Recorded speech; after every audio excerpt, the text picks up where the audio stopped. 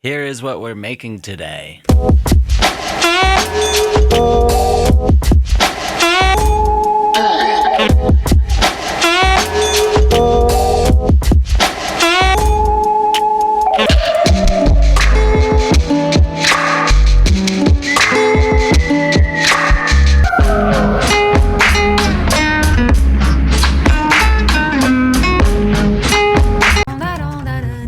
Yeah, we are out here looking for some samples right now.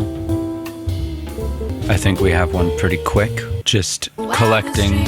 If you don't have radio, go get radio. This shit is awesome. Maybe that was a good sample. I don't know. We got stuff. We got stuff. Plenty of stuff to make a beat with. I have a bunch of old radio samples that I've never really used as well. So let's just dig in and see what's what. A fun way to sample too is to grab the looper and this little plus sign. Sorry. You grab the looper and then this little plus sign right here, just turn it to the green play button. Now when you want to record stuff, you just tap the record and then tap it when you're done. So, I don't know what view to show you. I guess I'll show you this one.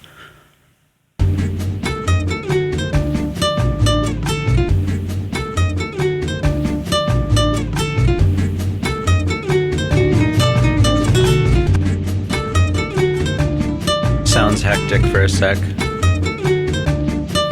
But now we have this loop. So if I turn this off, now you can hear it here.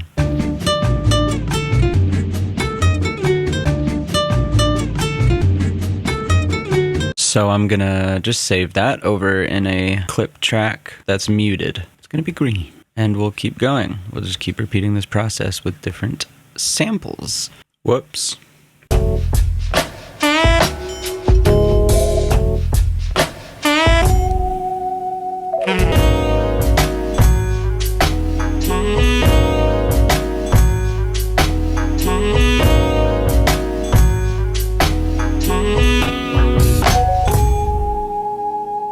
Radio also has a nice folder that it auto-generates where all my previous selections of samples from the VST are here.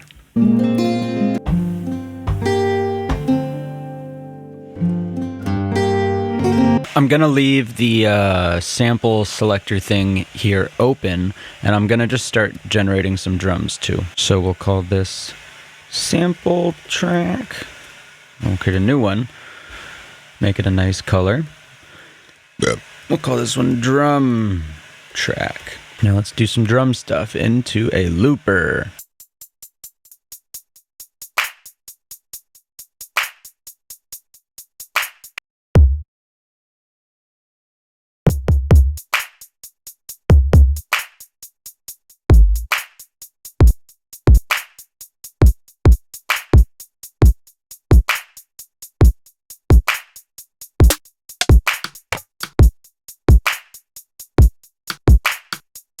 These aren't going to be the final ideas. I'm just throwing stuff at the wall right now. Then later on, we'll refine, move stuff around. You'll see.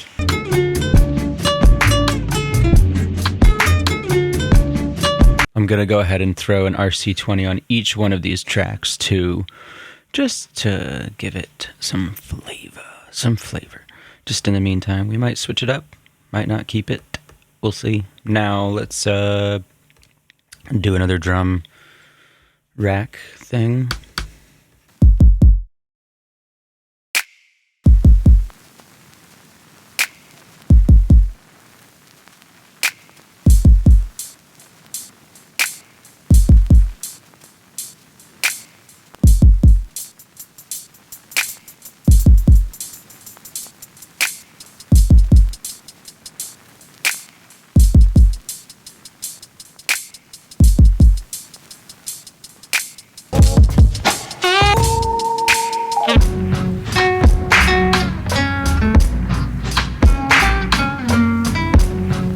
This shit's crazy.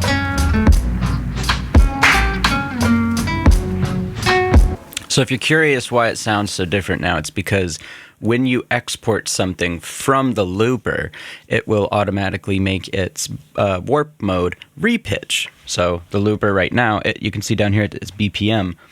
It was recorded at 138 beats per minute. Now it's being played back at 86.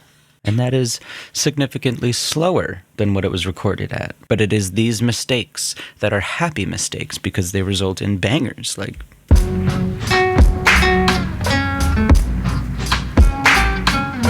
that goes pretty hard. All right, let's do the next loop. I'm gonna turn the mic off while I do this because it's tapping. Like, if I tap, you can hear it. Very unpleasant sound.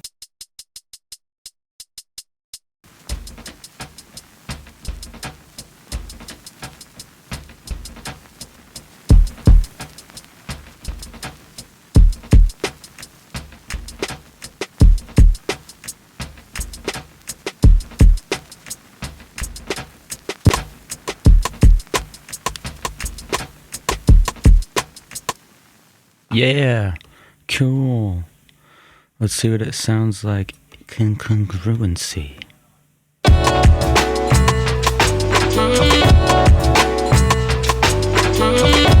Okay, and at this point, something that clearly needs to happen is we need to go to this master chain, right? We need to click here. And if you double click on this little square, I'm pointing to it on the screen as if you can see it.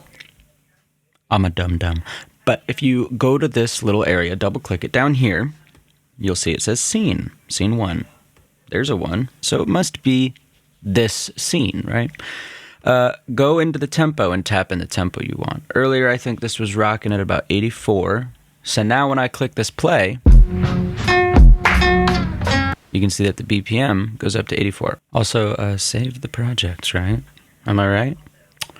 Looping, beats, samples, I don't know. We can call it anything we want.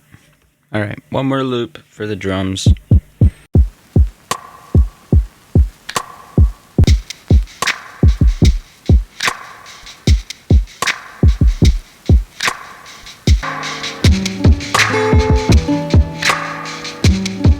All right, now it's time to pump these into the faux master, which is a send. I just make the groups go send only, and then I send them there. All right, and now keeping up with wowflower tradition, we delete everything that we don't need anymore, and here we are.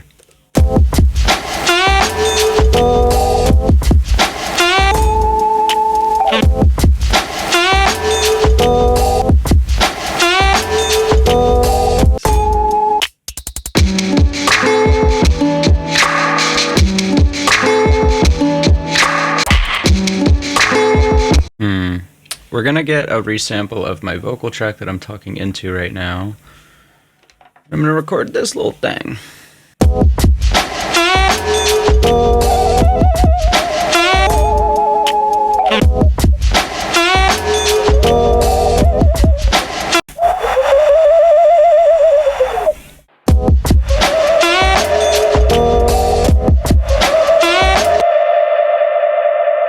I'm gonna get an audio clip and be going, ugh!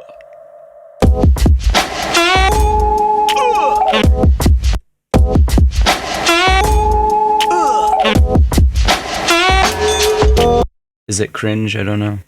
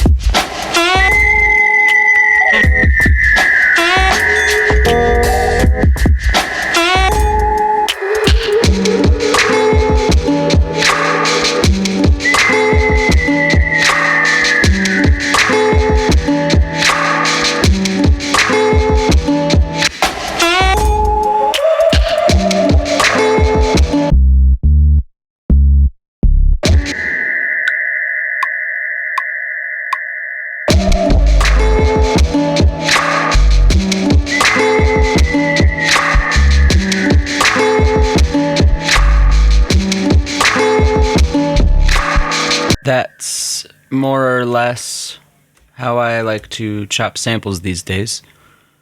I like to use the looper.